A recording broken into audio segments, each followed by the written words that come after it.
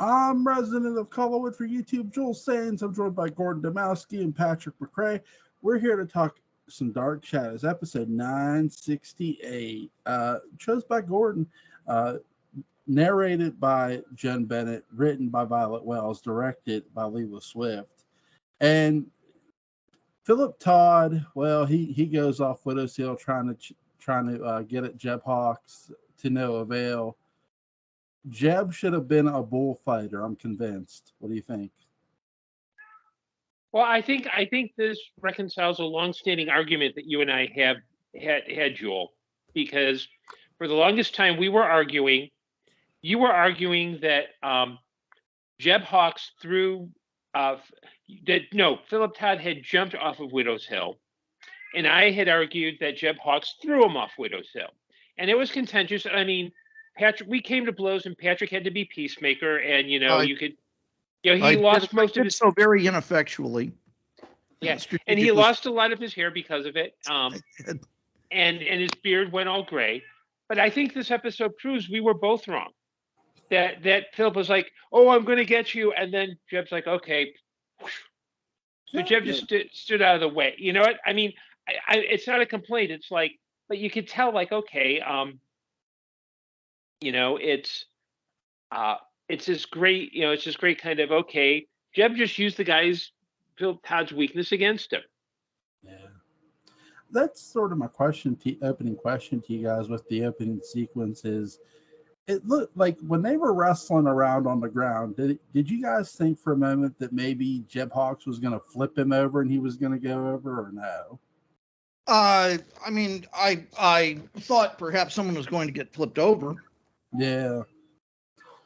I mean, that's the thing. No matter what, somebody's going off Widow's Hill. But I found every time I watch this episode, and really today when I was watching it a couple times, I'm thinking every time I go back, I'm watching Philip Todd walk away because they have this like conversation like adults, and then Philip Todd walks away. I'm thinking, okay, that I know he's going to come back, but I'm thinking, man, then you hear like the footsteps. I'm like, really, he's now just coming back, and he comes back and he just gets a running start, and just Jeb Hawks just like moves out the way and off goes Philip Todd right off Widow's Hill. I wonder if maybe behind the scenes there was you had Dan come in, waving his golf club and saying, "We got 2 weeks. You need to start ending this stuff now. We need to move on." Because that's. I understand. Because I understand what you're saying, Joel. That the scene feels a little like it's like get to it. But I also understand. I also see it as it's interesting that Violet Wells wrote this because she actually ghosted a couple of episodes for Gordon Russell, and she actually had a day job. She was a Broadway press agent. So I wonder part of why this felt that way was that they were like, okay, Gordon Russell's swamped, Sam Hall's fighting with Grayson again. Hey, Violet, can you stop in? Because there are a lot of moments. I mean, this episode does have a little bit of it feels like it's trying to get a lot done, but I also think that's part of why this episode is really good is that it is a lot of, okay, we need to start wrapping this stuff up. Yeah, because here in a couple episodes, they're going to reveal the parallel time room. Yeah, within 12 episodes, you're going to get the death of Nicholas Blair, the death of Jeb, the death of Sky Rumson, and like 980 is where the Leviathans, that's where Sky Rumson dies, Barnabas goes into parallel time room, and voila. Yeah. Yeah. Patrick, what did you think of this episode, man? The opening? Well, I mean, it's one of the big ones. It's, you get the wedding that starts to go on, and we've got all of that. It is the big resolution of the Leviathan arc. I think of all of the sort of the Dark Shadows resolution episodes, this is for me, I mean, they're all interesting. Yeah. This is sort of the least dramatic. At this point, we're almost in a rhythm of the storytelling. And because Jeb is not a Collins, because this isn't really super intrinsic to the legend of the Collinses, even though they tried, by tying it in with Paul Stoddard and so on and so forth. Maybe if Paul had stuck around, and if Paul and Jeb had the tussle on Widow's Hill and so on and so forth, that might have tied it in a little better. I don't know. It's a good episode. That's not me saying it isn't. This is just me talking about it in comparison to other episodes of Resolution, and that we see that Jeb's turned out to be kind of a nice guy, and that he puts on a tie. All of this stuff is going someplace, but then we just know it's doomed because Angelique say so. I'm glad you brought up Angelique. That's sort of what I wish would have happened. I'm not trying to Monday morning quarterback this episode. It's a good episode, but considering they're going to have Angelique go on this Leviathan vendetta ride, which I love the fact that she's coming out for revenge against Jeb. But I feel like, why not just go, like, since you're going after Jeb, why not have her put Philip Todd under a spell and have him just go off Widow's Hill all like Josette? And I know, but I really would have loved that, because she does appear in this episode. She confronts Peter Bradford's ghost. It makes him go back to his own time, which I love. I love the effect. We got to talk about that at some point. Keep going, Jewel, but we got to circle back. And I also love the fact, I love her interaction. I love how she's just sitting there in the drawing room, just chilling with Joan and watch Jeb Hawks. It's so cool. And I love how she puts the spell puts Jeb Hawks under a spell. She gives him this little shadow that's going to kill him. Yeah. Really cool effects in this. Go ahead, guys. Well, there are effects. What were you going to say, Gordon? I'm going to say that I think the way they handled Angelique and not doing the whole spell under Philip Todd thing, understand where she is at this point. Yeah. She had given up her powers. Yeah. Found a man, married him. Okay, it's Guy Rumson, but still, he counts. And in the course of this arc, she's had to encounter Barnabas again. She's lost her husband. And not just that, she realizes this guy is part of this, big cult.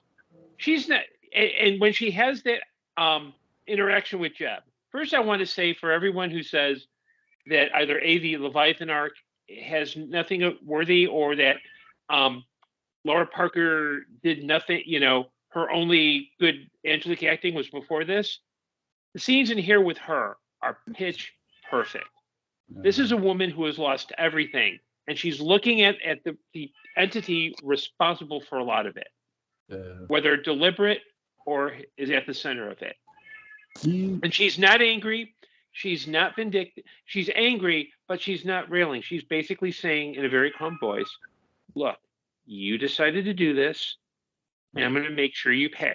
It's like she could have, it's easy to have her being, we're used to Angelique being kind of angry and agitated.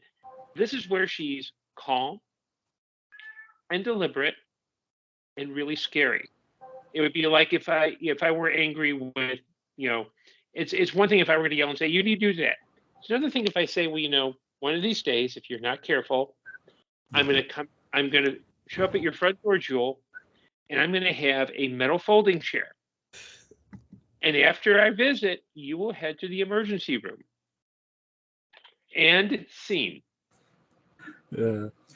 Do you guys think that Angelique is by going after Jeb too, because she does want revenge, is also hoping she runs into Oberon and company? Well, maybe just to get her parking validated. Does she even know about Oberon and all that? Because I think at that moment she is focused on Jeb. You know what I mean? It's not that obsessive that she has with Barnabas. I don't think she's even thinking like that big. It's like, there's one person There's one person she sees. She's going to go after that person.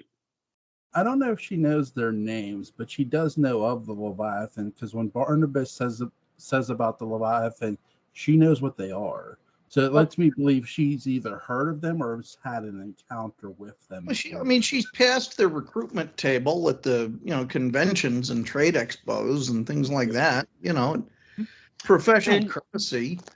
Yeah. And if I may offer, let me offer an explanation from my professional background in my current situation.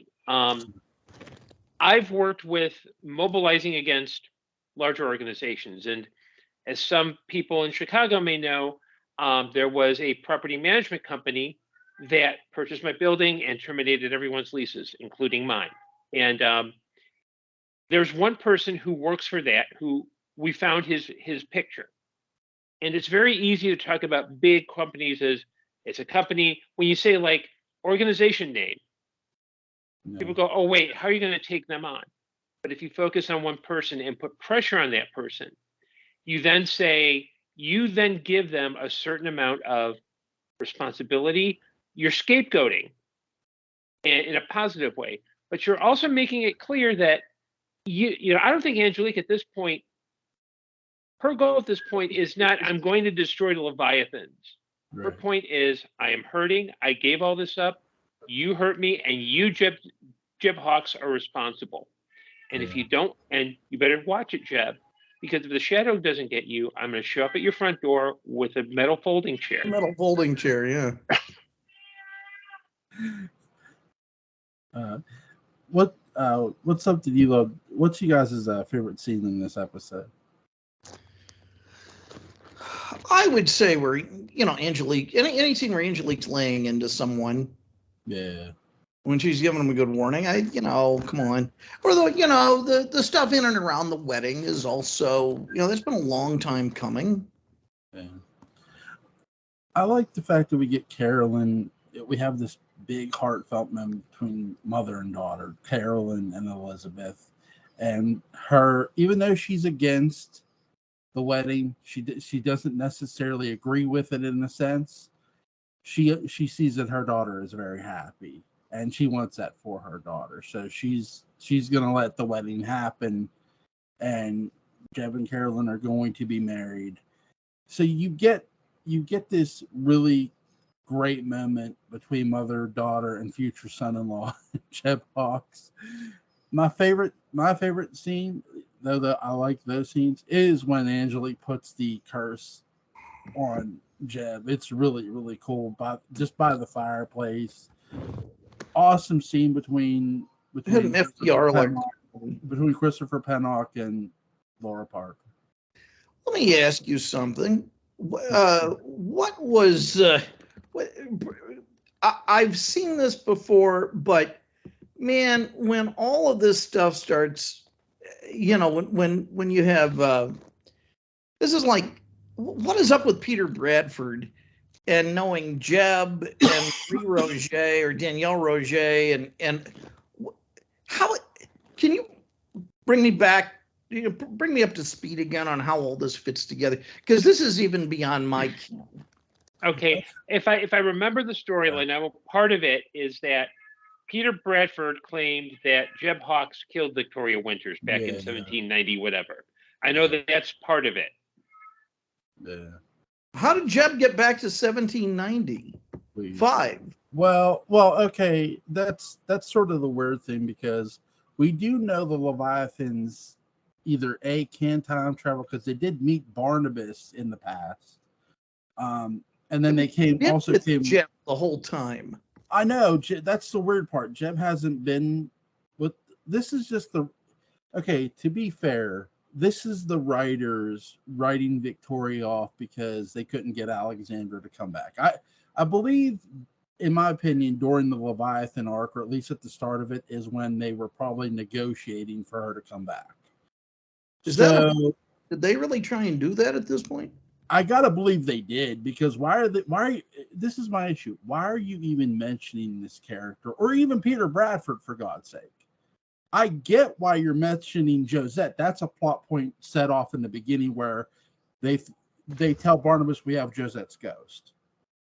So it's like then you find out Peter Bradford or Jeb Hawks went back in the past and killed Victoria Winters, and it's like, okay, why? Because Jeb Hawks hasn't really been here this long to do all that, but okay. And we see like the hanging in the hall, like the hanging ghost in the hallway. We also see, Peter Bradford with the noose around his neck in this episode. This is like a Mandela effect thing, which I don't believe in, but for Christ's sake, because I don't believe in it. Maybe balloons flew up because I don't believe in that New Age gobbledygook. But where there are several different layers of reality. There's this thing called simulation theory. And it's where you can't afford a real theory, but you get a simulation of one and you leave. No, and this idea is that that this is some sort of constructed simulation, and that moments of deja vu or moments of another club next to it, moments of deja vu or moments where there's this Mandela effect business where certain people remember one thing and other people remember another thing. It's actually a matter of the program of the universe resetting itself. I don't know. I mean, this all comes down to Dick. Now, Joel, are you familiar with Dick? Oh. God, no. I'm very serious. This is all. Have you studied your Dick? No. Are you talking about Philip K. Dick? Of course. Okay. What do you think I was talking about? Dick Nixon. Oh, by the way, Jewel, I just did a quick search on Google. And I found it's a citation from the Lovecraft scene. They were trying to get Alexandra Moulton back to play Victoria Winters. So back to this author. That author is one of the chief proponents of simulation theory. Yeah. Mm-hmm. Yeah. Well, okay. Well, here's the thing. Like I was saying. Now you don't like Blade Runner. I think I love Blade Runner. I'm convinced Philip K. Dick would have hated Blade Runner too. For many reasons, but that's just my opinion. Now, with this, because they were trying to get Victoria Winters to come back, because that's something I always felt when I watched the Leviathan arc. Like, okay, there's no reason to mention these characters here. It's one thing to set up the Josette angle in the beginning of the Leviathan arc. They've set up that little hook, but Barnabas exposed it as fake. That he knew because he did a seance. He contacted Josette's ghost, and they told him, no, they don't have me. But for them to now set up Peter Bradford / Victoria Winters being killed, or Victoria Winters being killed in the past by Jeb Hawks, who hasn't even been here that long, for the writers to just, we gotta kill Vicky off because Alexandra isn't coming back. Yeah, and I guess Betsy Durkin wasn't available as well. And it's like, you really don't have to do anything with Victoria Winters at this point, but hey, screw it, I guess we are. And then I do enjoy, there are things I enjoy of what they do with Angelique sending Peter Bradford back in this episode. I love that. I love that they get to have Laura Parker do that. That's really cool as hell. But outside of that, it's like, honest to God, what was the point of really having those two characters mentioned in this arc? If I may. Go ahead, please. If I may. I think what they were thinking of doing because you had Dennis Patrick back and they're trying to get Victoria Winters. I think they're trying to do what Patrick was saying, was kind of bring it into kind of the Collins mythos. And you give it the suggestion that the Leviathans didn't just show up in 1897 and now they're here, that they've always been there. And it's kind of hard I think it's also hard too, because it's a practicality. They may have been thinking, okay, well, if we can't get Alexandra, we'll get Betsy. Well, Alexandra bailed because I think she was pregnant at this time or just had a child, so she was probably not willing to. And Betsy Durkin, I think, that's when because I know she's a very prominent character actress, so I think her career was she was elsewhere. And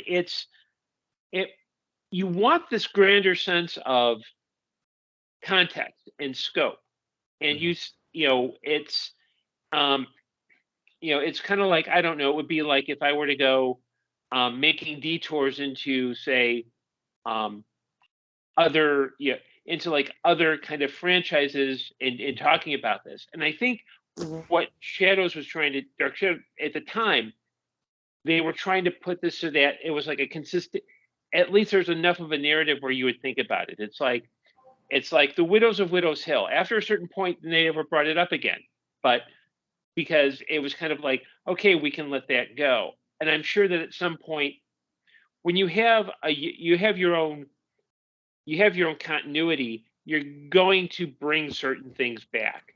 I think this was a case of maybe the thinking was, okay, even if we don't bring her back, sure, we can kill her off.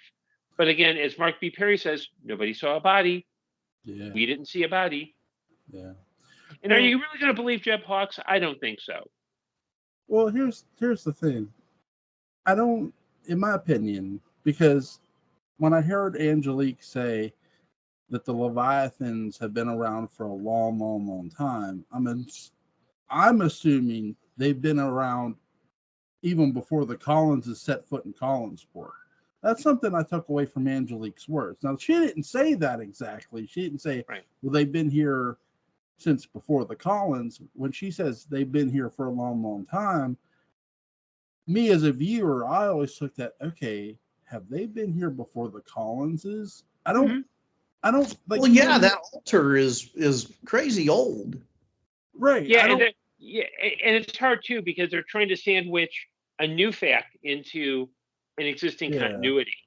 And it's if the altar's ever been there, why didn't we hear about it before? Well, the reason you didn't hear about it before is basically this is made up.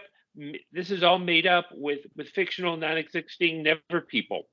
Yeah. Something would be interesting to find out in a completely BS way is if the appearances of the parallel time room, the appearances of the playroom, the appearances of the time staircase, and the appearances of the altar are always synchronized. Yeah. That it certainly would be convenient. That there's one kind of cosmic veil that they're all behind, and that there is some, because I'd love to believe that there's something connecting all of them.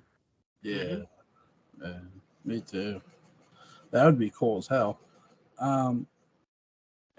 It's really interesting because I love the fact that they were trying to bring her back, but I also feel, in my opinion, to like tie in the Leviathans all the way back since, the beginning, in a sense. I don't feel you necessarily need that because I remembered what Angelique had said. And like, I get this. And look, if you have beings who show up in time and they now come back, they come forward in time with Barnabas, well, I got to believe, well, they can go anywhere in time. They can be like, they've been around for a long time. And I don't feel you need to mention, you can just, hey, they've always been here. They've just been waiting for the right moment to strike. I think you can get that sense without mentioning Vicky in this, in my opinion. Have they already made a foothold in parallel time, do you think? I got to believe, yeah. Because if they can make it there, they'll make it anywhere. Mm-hmm. Unless, and you also have to, and something to consider with Dark Shadows, Joel, this is a soap opera. Right. It's on 5 days a week. Sometimes, and I'm not sure how else I can put it, and sometimes you need to dumb it down for people because you're every episode of a soap opera is somebody's first episode. It's like if you watch soap operas now, there's always like it's the it's even gotten a name. It's the "as you know" moment, or it's just a catch up. It's the well, as you know, Jewel. Patrick and I spent a lot of our youth engaged in online shenanigans. We also would like crash cookouts when we were in town. We both once set we actually once set a houseboat on fire. It was crazy, and that's kind of how you. So it's easy. If Dark Shadows were an hour, like an hour long drama, we probably, and they did that, we'd probably be. I think that would have more merit, but at this point, they've just come off of 1897. The writing staff is trying to figure out, okay, what do we do to make this idea of Dan's with this goofy ass writer who is so florid, and we can barely understand him. How do we make that exciting? And the Leviathan arc may not be perfect, but you can see where the writers are trying to stretch themselves a little bit. No, I understand that. I think. I'm wondering if the parallel time room was an escape from the Leviathan somehow. Could have been. We don't know. It's going to be really interesting to see what Mark B. Perry does. I know we're all excited about that. So is there anything you guys want to add about episode 968? Well, we got to talk about the effect. Yeah, go ahead. Good. Spellbinding. Yep, and a concept borrowed from the popular 1953 British film Night of the Comet, Night of the Demon, released in America as Curse of the Demon, with Dana Andrews. Well, which part? The demon actually following the guy to kill them. Because that. I thought you meant literally the special effect. Well, no. In the movie, it's just like a slip of paper, I know the movie. Carswell. But it's the idea that you give someone to something and it follows them. Yeah. Because that's how Nicholas Blair dies, is that Jeb goes, okay, here's this for you. Ah! Yeah. In fact, speaking of Dana Andrews' acting technique, anyway, Carswell supernatural, plain to see. He's great. He's like James Gregory, slowed down even more. So it's like James Gregory on barbiturates, basically. That's a slow man. What are you guys doing tomorrow night? I'm right here, Joel. I already popped popcorn. It is, Patrick, it's your turn to pick an episode, buddy. Oh, man.